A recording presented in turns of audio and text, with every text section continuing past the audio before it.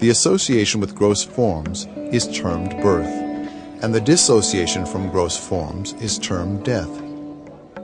However, there is no death.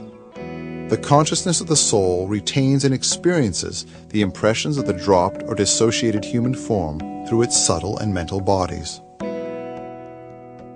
The state of the soul, in the apparent gap between death and birth, is generally called hell or heaven.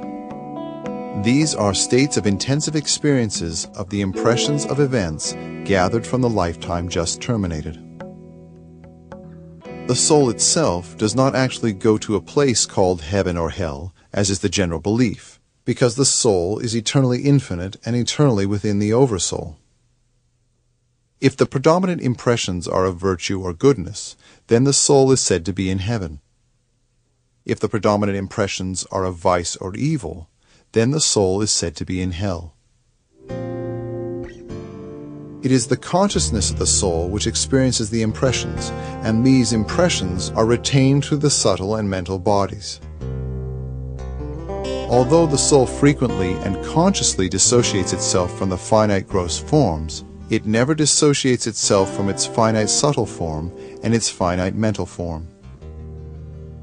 When you drop the body, so 40 to 72 hours, you remain in astral world, connected with the surroundings where you drop the body.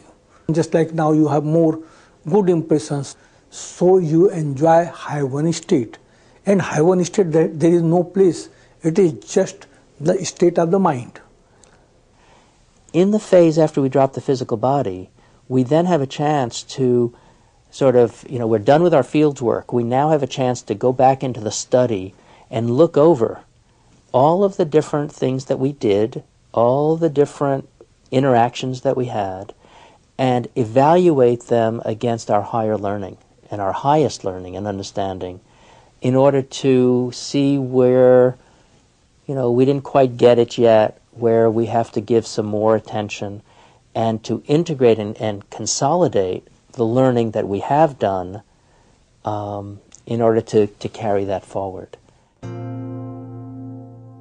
After experiencing either heaven or hell, and when a complete balance of experiences of opposites is just about to be maintained, the consciousness of the soul takes another birth to experience and exhaust the residual opposite impressions of the last incarnation.